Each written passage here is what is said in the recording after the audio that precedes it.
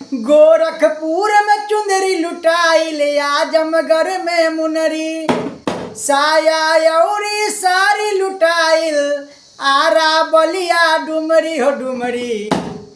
इनकर टिकवा